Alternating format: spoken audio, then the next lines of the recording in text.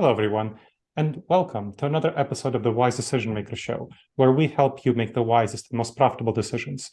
My name is Dr. Gleb Tsipursky. I'm the CEO of Disaster Avoidance Experts, the future of work consultancy that sponsors the Wise Decision Maker Show. Today with me is Tony DiBenedetto, who is the CEO of Appspace, and we'll get to Appspace in a little bit.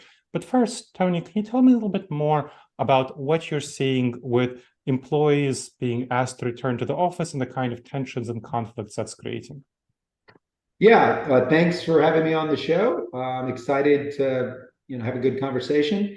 It's interesting times. I have said for years that we're in a kind of a employee revolution. I've been thinking that for 20 years. Obviously, COVID pulled the Band-Aid off and said, yep, there's a lot more power as an employee than an employer. And as a result, I think the concept of a mandate, and you're talking about the tension, is in some companies falling on deaf ears, right? Because a lot of times employees have choices, right?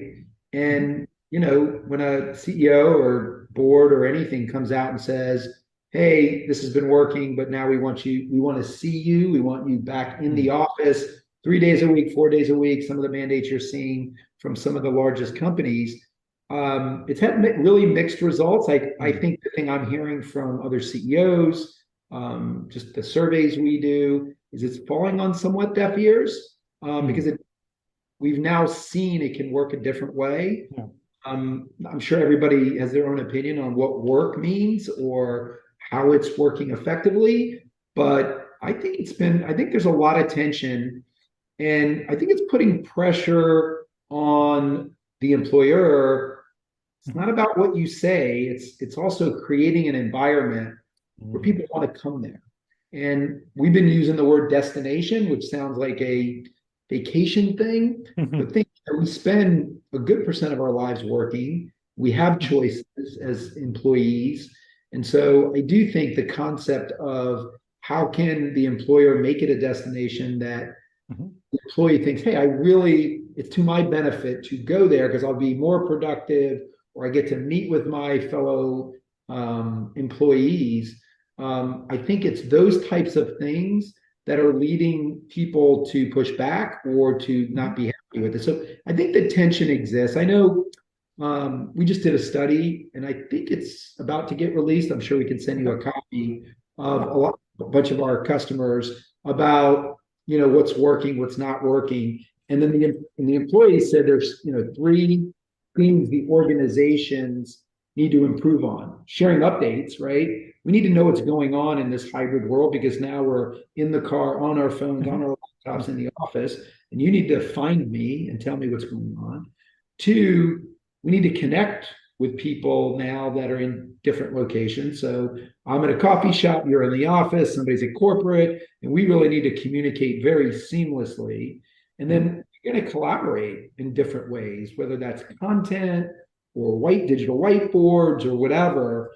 So those are the top 3 things we got back on our survey, which is a little bit of data. But this idea of collaborating differently is really a hot topic. And the mandate thing, I think it's going to fail. I know there's mixed thoughts on it, but I think there's so much power in the employee choice that I think the mandate without a destination and without a reason, right? The better, we talk to a lot of VPs of real estate, people that are in charge of communications, CIOs, and the smarter, the best companies in the world, they're asking us, like, what are the other companies doing? How are they making it interesting? What are they doing to their space or to the tools to make it easier for this hybrid world to work? I think those are the companies that 5 years from now, we're going to start talking about in a different way. Now, one thing you didn't mention is productivity. And when I help 22 organizations transition to long-term hybrid work arrangements, and one of the big things that I talk to them about when they say, well, we want workers back in the office, is I ask why, and they say, well, we want to make sure that they're productive. And then we have a conversation about how you make sure they're productive. What do you see your customers, or maybe even within your company, what are the conversations like about productivity when workers work remotely versus when they work in the office? Yeah, it's a great question. It's at the heart of what your bigger question was earlier. It really, I think it does partly depend on the kind of work you do. There's some work, I'll point out the obvious, like if you're a doctor, there's some things that the physicality of the work is super important. And I'm assuming most people understand the easy ones. Yeah. But there's a lot of ones that are gray. And I've talked to companies that design apparel and shoes, and they actually had quicker designs, shorter designs in a hybrid world than they did in a collaborative workspace for lots of different reasons. People were more productive during COVID, which they had a lot of reasons for it. So I honestly think it does depend on the work, but this shift that's going on of power, there's also a shift in kind of the generational look at things. And I'm older, I admit I'm older, but you have to adjust to kind of the realities of the times that we're in. And it's really not about activity. You don't have to see the work. If you're running a global company, you don't see the work anyway. It's happening all over the globe. Right.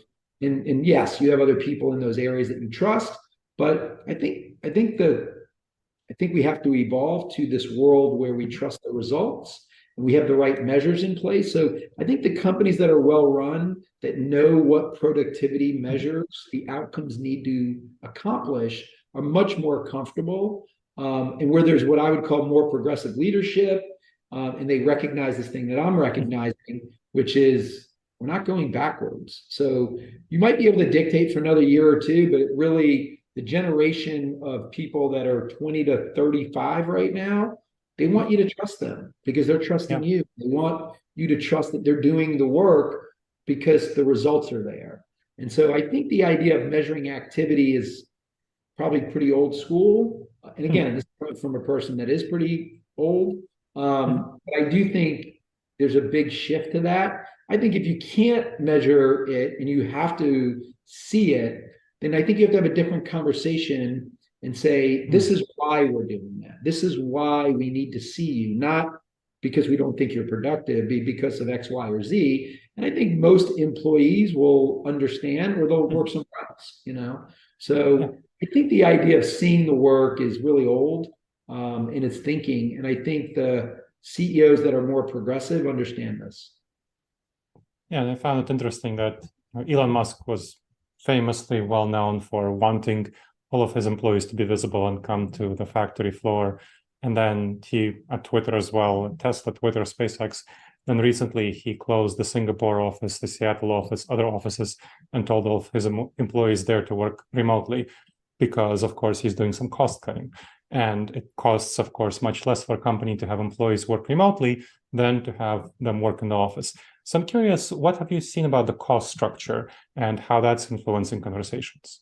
Yeah, for one, I mean, in so many ways, Elon Musk is a genius, but I think he's proven also he has some blind spots when it comes to interacting with people. Yeah, I think so too. I mean, he's obviously a genius, but I don't know that he reads the room well when it comes to these types of things. I do think from everything I've read, he's kind of missing this point, particularly in a tech company, where you don't really need to be in an office.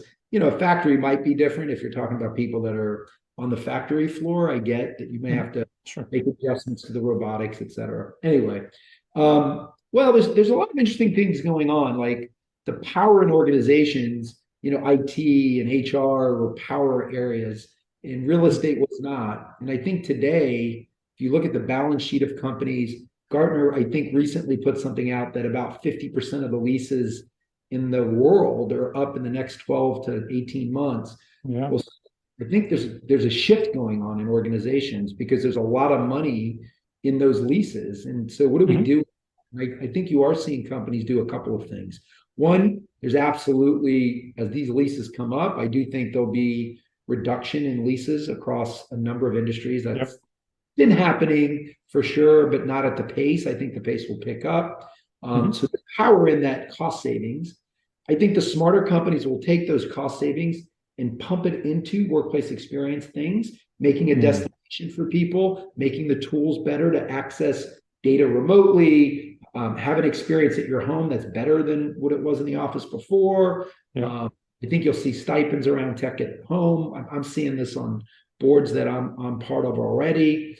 So I think that will happen. I also think what we're seeing in these major global companies is they're forming workplace experience teams or departments that bring together real estate, IT, and HR, so that when you think about the workplace experience, it is all of that, right?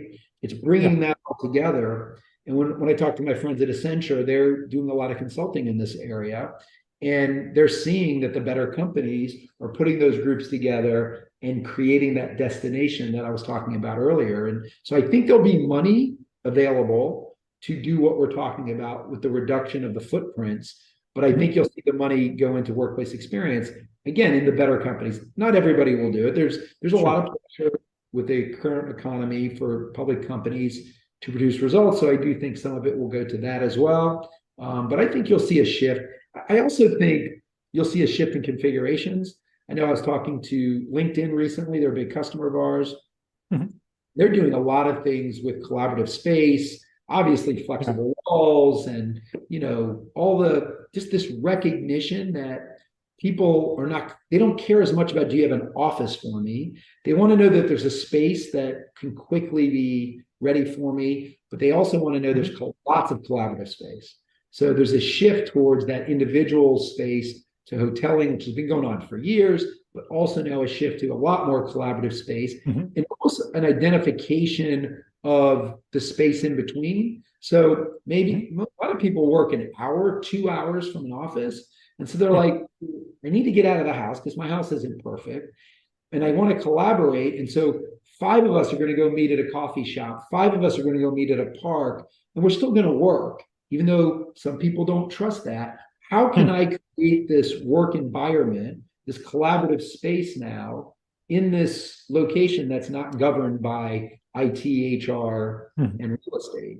And so I think you'll see more and more of that happening as I'm listening to our customers, and we're adjusting our product to accommodate this idea of in between. It's not the office, it's not the home office. So I think you'll see a trend there.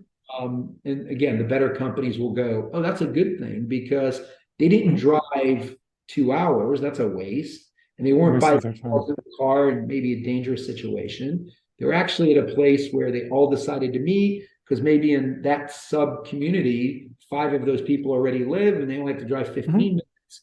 And it's a coffee shop, a restaurant, it's whatever. And they've accommodated that. It'll be interesting to see if restaurants and coffee shops acknowledge this and start thinking about the monetization of space in their locations, not just about the coffee. It'll be interesting. I haven't thought about that till just now. So. I know that already some are offering things like subscription options for restaurants that you can spend some time there. Or in England, there are pubs that offer packages for co-working for people who work there. In some apartments, there are co-working spaces being built in as part of new developments and renovations. So it's definitely happening. Those are good examples. To go back to the experience, I definitely, for the clients who I help transition, we definitely cutting down real estate and investing that into the home office of employees, because that makes them more comfortable and more productive. And of course, technology, home office, technology, and so on, to make them more comfortable, more productive, ergonomics, all of that sort of stuff. So definitely investment there, and from my experience as well. Now, tell me a little bit more about what Appspace does to facilitate these third spaces, and then more in general to facilitate collaboration. Yeah, we have a platform that does everything from communicating to every device anywhere. So we put if a company has messaging of any type, we can put it on a digital sign, a kiosk, obviously your laptop, the phone, really kind of any device. And you have one message and we can get it proliferated out to your audience, wherever it is. So that's one thing that we do. 2 is, because we have a space reservation system, we are also helping people make sure there's space available for them, but also they can make sure it has the right catering in Europe in particular. That's a big part of space management. Even in the US to some degree, that's certainly an issue, and making sure that the right things are in the room, whether that's any kind of devices in the room. We are interacting with all kinds of sensors so that we can make sure it's the right environment, whether it's temperature or whether it's environmental readings that are important. You and I just recently talked about what happened in Ohio. Imagine that the sensors could read that this was a safe office. When we talk to HR people, one of their number 1 jobs is making sure employees are safe. part of that's workspace is safe, you know? And so we've interacted with all the sensor companies in the world so that we can give that information right there in the room. We also built into our application the concept of a modern intranet. So you may already have SharePoint or something else, and you have all these documents. Most of those things are gigantic, these large companies, and it's hard to find things. So we, in our employee app, allow for easy search, easy to find people, understand how to collaborate with people. Like our system proactively lets you know, hey, do you know 5 people from your department are coming into the office this week? Might be a good time to come in. We find that employees will come in if there's a reason, like, there's a whole bunch of people for different reasons are in, and instead of it just being work, maybe we'll tag on a happy hour or a lunch and have a reason to build team. Because the one difficulty in remote working, pure remote working, is do we develop the relationships? And we can help facilitate that to just letting you know proactively that those people are there. So we have an easy to use tool that makes that whole journey easy, and we're constantly asking, we've got about 150 of the Fortune 500 for our customers, and they're always giving us lots of feedback. There's a lot of them are super innovative, like Nike and LinkedIn and those types of folks. And we listen and then start to incorporate those things into what we're doing. Excellent. That's very helpful. And clearly, you have a lot of expertise in the space.